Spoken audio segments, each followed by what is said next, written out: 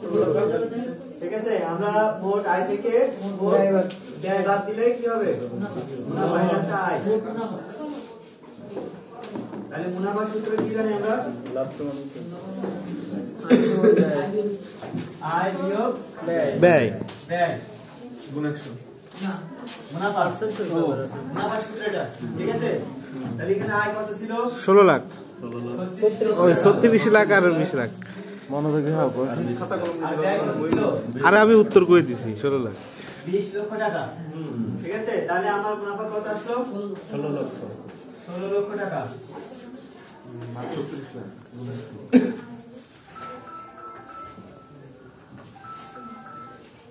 এটা বোঝা গেল? জি। আমরা মুনাফা কিভাবে পেলাম? এই মুনাফা সূত্রটা লিখে রাখেন যদি মনে না থাকে। সবাই একটু লিখে রাখেন তাহলে ভালো হবে। আমার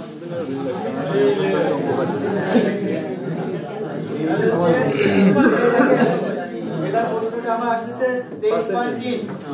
প্রশ্নটা 23.3 যে 2023-24 অর্থ বছরে মোট মুনাফার হার কত? ঠিক আছে, মুনাফা হারের সূত্র মুনাফা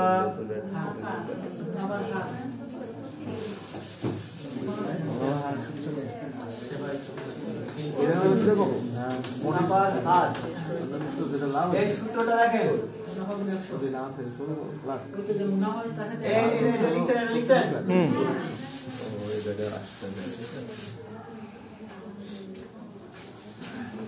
মুনাফা গুণ 100 বাই আয় করলে মুনাফা গুণ 100 বাই আয় বাই আয় গুণ 100 ভাগ আয় ভাগ আয় আয়। অর্থাৎ মুনাফা যাবে তার সাথে ওই যদি দুটো শূন্য দিয়ে এটা কি ক্লিয়ার হয়েছে? দুলাবে দেখাই না না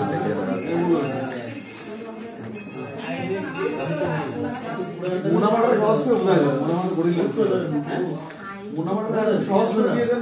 ইনকাম থাকলো কত তাই? আচ্ছা, তাহলে এখানে মুনাফা আমরা কত পেয়েছিলাম? 16 লাখ টাকা না? এই 16 লাখ টাকা দিলাম গুণ 100 গুণ 100। আয় কত ছিল আমাদের? 36 লাখ।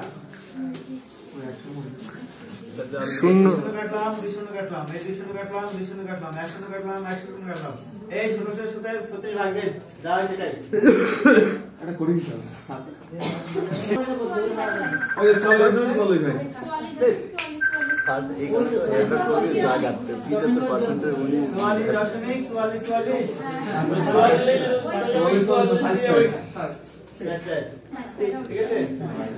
ওই পার্সেন্টেজটা অটোমেটিক সফটওয়্যার